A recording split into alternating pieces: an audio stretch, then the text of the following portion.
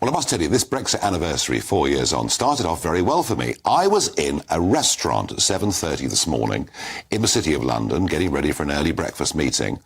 And there arrived, on the table in front of me, a very large glass of champagne. I was really quite shocked. I said, look, I know what they think about me, but I don't normally start this early. And then I met a chap who'd sent the glass of champagne over, and he wanted me to start the day properly, celebrating 4 years on from Brexit. So that wasn't a bad start to the day. And I wonder, Dame Priti Patel, 4 years on, I mean, you were a huge Brexiteer. Yeah, absolutely. I mean, you were involved with the referendum party before the Conservatives, and it was an amazing event, and we'd stopped the Remainers, the blockers.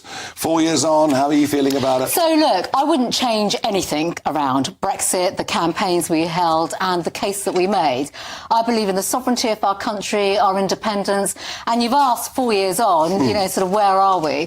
Actually, look at the health and well-being of our economy, highest levels of employment. You know, we're doing trade outside of the EU. The world is also changing, Nigel, as we know, with geopolitics, and it's important that we can stand on our own 2 feet, and I think we're doing that.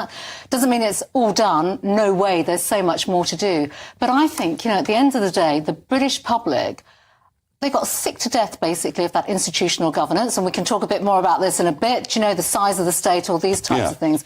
We've got a lot more to do, but we've got to show that our institutions are working for them, and they start to feel the benefits of Brexit. I think on the world stage we do stand taller. I think the AUKUS deal, leadership in Ukraine, whether you agree with it or not, we've shown it, and I think all of those things are true. But, you know, you come from a family that's run small business. 5.5 million men and women out there running small businesses. They really thought with Brexit life would get easier. It hasn't. In fact, in regulatory terms, for many it's got worse. And then the many millions who voted on that day back in 16, who never voted before, who genuinely thought we'd take back control of our borders, and we've chosen not to use it. And that's the problem, Priti Patel, isn't it? Constitutionally, I absolutely agree with you. We've done the right thing. I think the European Union is becoming a basket case. Well, you do have to look at what's going on in the continent right absolutely. now. And they're at each other's throats on migration targets and sharing, burden Migration sharing. is a big thing, absolutely. But what about voters here? You know, if I'm someone who rarely votes, but I went out and voted in the referendum, I then voted Conservative in 2019 for the first time in my life, genuinely believing numbers coming to the UK would fall. How am I feeling now? So people are going to feel very disillusioned about that. That's if they're just looking at pure numbers, full stop. You know, but actually on migration, there are some strong things that we have done, both on the legal side. We did say you'll be able to count people in, count people out, digitalisation of the borders, all of that's very important for business, trade, etc. That's legal migration, and obviously points-based immigration system. We know who's coming here, what kind of skills. Hang on a second, Priti Patel. Hang on a second. You know, I was making the case for an Australian-style point system years before in public. Anyone in the Conservative Party dared do it, all right? We lowered the barriers initially in terms of what qualifications people needed, what income they needed, and legal net migration last year was 750,000. You know why? But that's also because of the Ukraine schemes, Afghanistan and BNO. Now, even without that, it would have been over 300,000. So there are 2 points here. One on legal migration. We are still bringing too many people over to work in our economy. What does that tell us? It tells us we're not training people enough. We don't have a labour market strategy. Now, that's something I have been going on about for over 5 years, and I believe the Treasury should be doing that. Even today, I was raising that in Parliament. We need a labour market strategy because, quite frankly, there are sectors in this country, and you know this because I've seen you campaign on this and you've gone over, you've been out and about talking about this.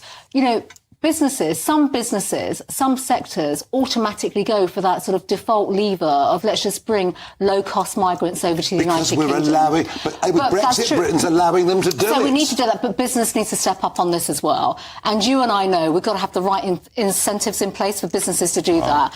Then on illegal migration, I think that is absolutely the biggest challenge that we have. And it's problematic. I saw your clip earlier on of the Home Affairs Select Committee. We were promised by this Prime Minister...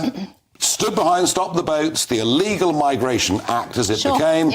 You won't be allowed to stay. And there we saw Sir Matthew Rycroft, you know, typical sort of chinless wonder that runs this country, saying, no, nothing's changed at all. Everyone that comes goes into the asylum system. This isn't good enough. So I mean, are the Conservative Party deliberately lying to us? No, I would say not. I've got my own views about the Illegal Migration Act. Also, because I tell you where things have gone wrong, and I think I'm in a position to say this, where some of my colleagues aren't. I fundamentally believe the last piece of legislation I brought in was the National Anti-Borders Act. That's where we had differentiation of migrants coming into our system, which meant that we could get them ready to go to Rwanda. We could process their claims fast through the courts. We would bring in the one-stop shop. We'd have all the age verification and age assessment systems in place. I'm afraid by literally having another piece of legislation, the Illegal Migration Act, that moved all that to the left-hand side, and the government has not implemented it. Now, that's a big problem because you can't keep on stopping and starting, and the government has done that. That's a really big problem. They're only now bringing in those measures from the National Anti-Borders Act. My own view, and Nigel, I'm very, very fervent about this, with the Prime Minister as well, we have to fast-track these measures because it's only once you start processing claims to the courts in fast time, and you can then start to remove people. I mean, Priti, let's face it. It hasn't happened thus far. Let's face it. Whatever we do in Parliament, the courts in this country, the judiciary, are going to use ECHR. People will make their claims. We will never solve illegal migration all the while we remain part of the ECHR. I don't believe that. So you support us continuing staying in the ECHR? I would not have put forward the Nationality Act of Parliament, National Anti-Borders Act, knowing that, you know, it would just be a spurious measure and the courts would not act. They're doing it now, the government are introducing the one-stop shop. You literally get one chance to put your cases through the courts, and quite frankly, you cannot keep using ECHR. The cases have to go through a very vigorous process.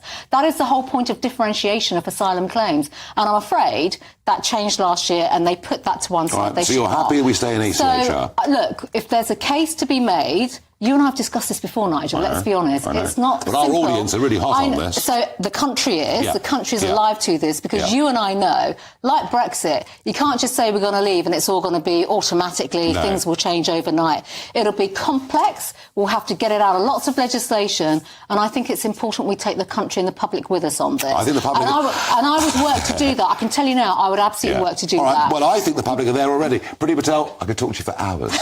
Thank you. Former Home Secretary Dame Priti Patel.